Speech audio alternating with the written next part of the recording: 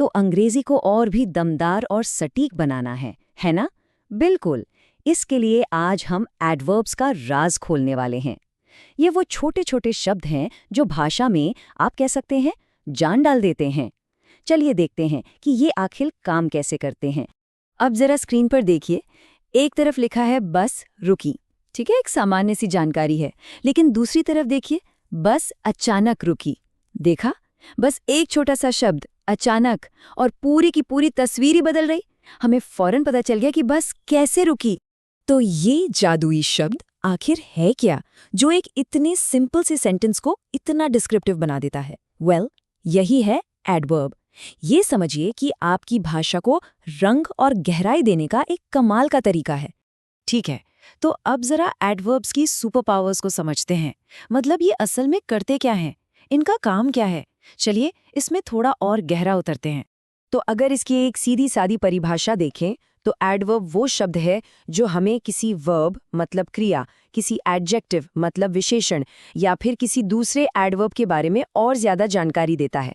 ये उन सवालों का जवाब है जैसे कोई काम कैसे हुआ, कब हुआ, कहाँ हुआ या फिर किस हद तक हुआ।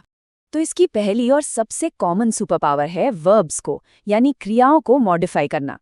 जैसे अगर हम कहें वह दौड़ती है तो ये एक सीधा साधा वाक्य है, लेकिन जैसे ही हम कहते हैं वह तेजी से दौड़ती है तो हमें पता चलता है कि दौड़ने का काम कैसे हो रहा है। तो यहाँ ये जो क्विकली है यही हमारा एडवर्ब है। अब आती है दूसरी सुपर पावर। एडवर्ब्स जो है वो एडजेक्टिव्स यानी विशेषणों को और ज्यादा इफेक्टिव बनाते हैं। मिसाल के तौर पर ये गर्म है, ठीक है, लेकिन अगर हम कहें ये बहुत गर्म है तो ये जो बहुत यानी वेरी है ना, ये गर्मी की इंटेंसिटी को बढ़ा रहा है। देखा कैसे एक एडवर्ब ने एडजेक्टिव को और ज्यादा पावरफुल बना दिया। और ये रही तीसरी सुपर पावर, और ये तो वाकई में दिलचस्प है। एक एडवर्ब दूसरे एडवर्ब को भी मॉडिफाई कर सकता है। सोचिए, जैसे शी डांस्ड क्वाइट ब्यूटिफुली। इस सेंटेंस में ब्यूटिफुली तो बता ही रहा है कि डांस कैसे किया, लेकिन ये जो क्वाइट शब्द है ये ब्यूटिफुली को भी और ज्यादा कह सकते हैं प्रिसाइज बना रहा है ना कमाल की बात। तो चलिए अब एडवर्ब्स के पूरे परिवार से मिलते हैं। हाँ, इन्हें इनके काम के हिसाब से अलग अलग कैटेगरीज में बांटा गया है। इससे क्या होता है कि इन्हें समझना और भी आसान हो जाता है।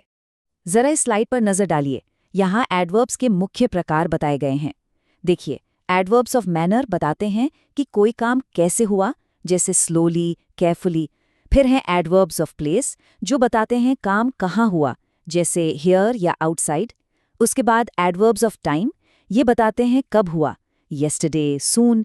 फिर आते हैं एडवर्ब्स ऑफ फ्रीक्वेंसी, मतलब कोई काम कितनी बार हुआ, जैसे ऑलवेज या ऑफन।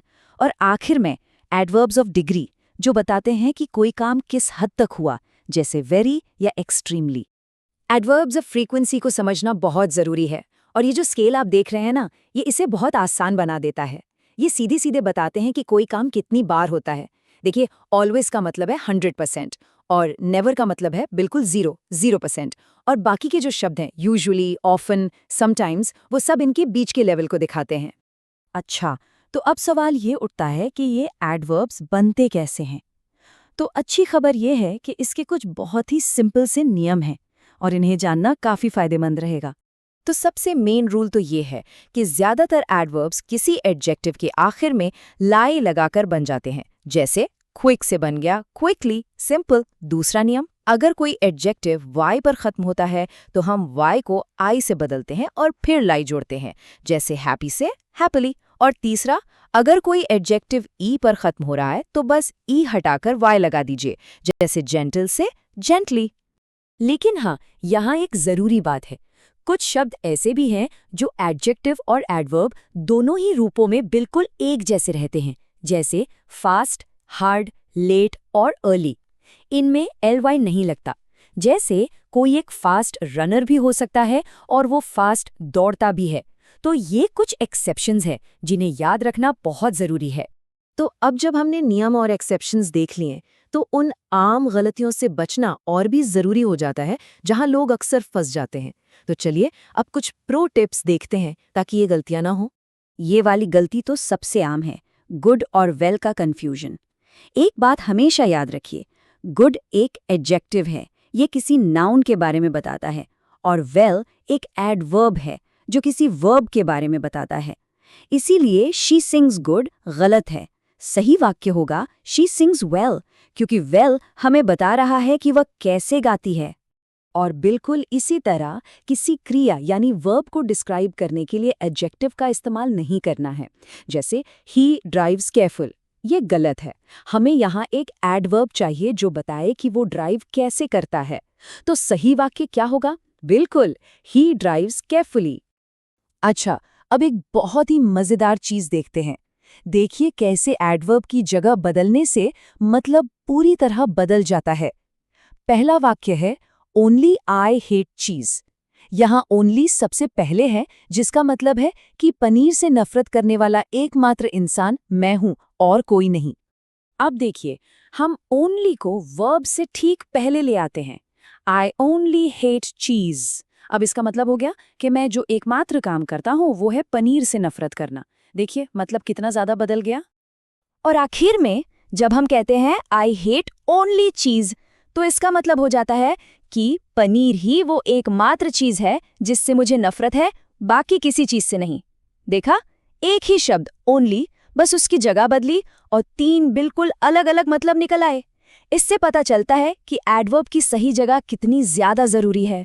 तो अब आप शायद समझ गए होंगे कि एडवर्ब्स आपकी भाषा के लिए एक सीक्रेट वेपन की तरह क्यों हैं। ये आपको अपनी बात ज्यादा प्रिसाइज और ज्यादा स्टाइल से कहने की ताकत देते हैं। तो चलिए जो मुख्य बातें हमने सीखी हैं उन्हें एक बार जल्दी से दोहरा लेते हैं। तो याद रखने वाली बात ये है, एडवर्ब्स आपकी बातों में रंग और डिटेल जोड़ते हैं। ये कैसे, कब, कहाँ और कितनी बार जैसे सवालों का जवाब देते हैं। ज्यादातर LY लगाकर बनते हैं। लेकिन हाँ, गुड बनाम वेल जैसी आम गलतियों और एडवर्ब की सही जगह का हमेशा ध्यान रखना है। तो अब जब आप एडवर्ब्स का ये राज जान चुके हैं, तो एक सवाल है, आज जब आप अंग्रेजी सुनेंगे या पढ़ेंगे तो किन एडवर्ब्स पर ध्यान देंगे? उन्हें जरा एक्टिवली खोजने की कोशिश कीजिए।